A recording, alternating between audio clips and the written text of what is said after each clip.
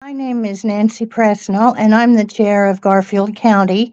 What motivates me to work in my county? I've always been kind of a crusader in a way, but I was brought up in the Methodist Church, and there was so much emphasis on people taking care of each other. My family has survived the Dust Bowl, and they said, looking back on it, when I asked my mom about it, she said, well, at the time it wasn't really that bad. Everybody was in the same boat and we all helped each other out, real community. And so that's the kind of a background that I grew up with. Then when I'm kind of a child of the 60s, I was a little bit too young to really appreciate the civil rights movement when it was happening. But then the Vietnam War came and my social conscience started to develop. Uh, a lot of us in that generation sort of lost our innocence at that time. So I became a pretty much hardcore Democrat at that point. Um, then um, and I always voted Democratic, but I wasn't real active until President Obama. And then in the Hillary Clinton campaign, I really got a feel for things and um, campaigned very hard for her. And when she when the election was taken away from her by the Electoral College, it was probably the worst, literally the worst day of my life. And I saw things that I thought were wrong. And I'd gotten to know some of the people in our county, some of the other Democrats, and I admired them so much. And I thought, I've got to be a part of this. So I got active. Um, Garfield County is very, very red. And there are people here who, when COVID came out, had a very strong vocal activism against the mere thought of wearing a piece of cloth on their faces. Um, they, what my city councilman had garbage thrown in his front yard just for advocating for a mask mandate. And then after COVID kind of died down, the same people who we call the red shirts, because they would wear red shirts to the city council meetings. Anyway, then they needed a new thing to harp on. And so they decided when the pride display was in the library that they would launch a campaign against the LGBT community and against the public library and against any book in the library that they did not consider appropriate. So then we have the book banners in there. So they're still at it. We've kind of gotten a muzzle put on them a little bit. Then they turned their attention to the city council and they recruited and elected a Republican Nazi to our city council. So he took office in May. And so now,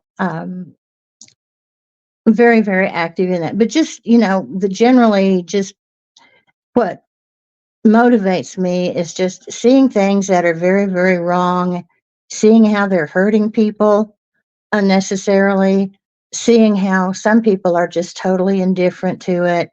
And so um, I'm retired. Nobody can fire me. Nobody can hurt me. And I can use my voice. I'm at liberty to use it. So I'm using it. I'm very proud of Garfield County because of the people here. There are a lot of people who kind of have to remain, closet Democrats because seriously, they'll lose their job or they'll lose business if they come out. But there are plenty of us who have the freedom and the the guts to come out loud and proud, and we're finding more and more of those. Um, we don't have a lot of people who actively come to meetings, but when you call or when you contact them, they're always so glad to hear about another Democrat. So I want to try to get those people involved more now. And hopefully, if they're not able to come to meetings, at least they'll send us $5 or $10 a month in our account.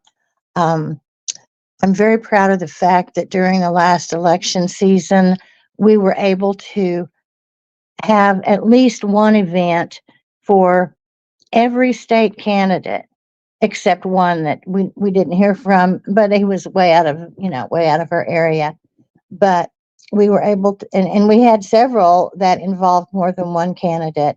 Then later on during the city elections, we were able to have town halls for three of the candidates that were running for nonpartisan city offices, including mayor and two commissioners. Now, these people are not Democrats, but they are responsible. They are reasonable Republicans that may have their own opinions on things, but they do not force their opinions onto others when they are legislating and governing. And they're very live and let live, and very, very good people. And we elected two of the three. The third one was defeated by the Nazi, and we're working on that. A new group has started in Enid called the Enid Social Justice Committee, and members of the Democratic Party have been instrumental in that group, in founding that group, and in um, doing various activities. One of the first things that was done was to find out that this person could not have a recall petition filed until he'd been in office for 6 months.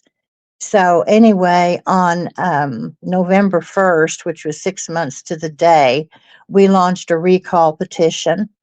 And Connie Vickers and I went out together, and we were in Ward 1, which is the Nazis' ward. And out of every four houses we canvassed, just showing up at the door unannounced, we got a signature. Now, that includes houses where people weren't at home at the time. So we left a little note there, a little pre-printed note. Contact us if you want us to come back with the petition. People were contacting us to come back. So in just 2 weekends, we had 350 signatures. That was enough to cause a recall petition, excuse me, to be scheduled, and that will be held, I think it's April 2nd, very early in April. But I'm very proud of the way our party and our local Democrats have chipped in on this. And we did not identify ourselves openly, publicly as Democrats on that, because there's so much idiotic prejudice against Democrats. But we're kind of getting to know the people a little bit, and then um when they find out that we're not monsters, hopefully we'll win a few people over. But I'm very, very proud of that. Just very proud of that. um our group has earned the respect of the city council members, except for the Nazi and his supporter. But um, that's the most recent thing I'm very proud of. Just the people. We're a good group. Basically, if we have something going on and help is needed, if I ask, they'll help, and that's wonderful. And I love them. I'm very proud of the Oklahoma Democratic Party. We have a history of producing excellent leaders like Carl Albert, Robert S. Kerr, Fred Harris. Oh, Fred Harris. Governor Walters, who is still so awesome in the party, and J. Howard Edmondson. And of course, my all time favorite is Drew Edmondson, who should be serving his second term of governor right now. Ugh. Anyway, um, if that were the case, we would be a top 10 state in all the right stuff, not all the wrong stuff. Our party leadership with Alicia and with Scott and you and all the rest of everybody is just tremendous. And the support that our county has gotten has just been wonderful. I'm proud of the loud and proud stance that is being taken and is being encouraged. And the recruitment efforts that are being made and the support that the candidates are getting. Um, it's just, it's, I mean, despite being in the middle of a red state, it is a wonderful time to be a Democrat in Oklahoma. I can't narrow it down to one. Sorry. But the first thing I would do is I would bring in more youth to our party. And fortunately, we do have a few young people who are, starting to participate. And I believe I can recruit more from the Enid Social Justice Committee, who are very active in that because they've got the values. They've got the values. They just don't know our party yet. So I'm going to try to fix that. Um, then, secondly, I wish we had the money to put up loud and proud billboards and plaster Garfield County with those. That would be great. And that would be one way to challenge the anti-democratic mindset that has grabbed hold of this city and is deplorable, and that really needs to change.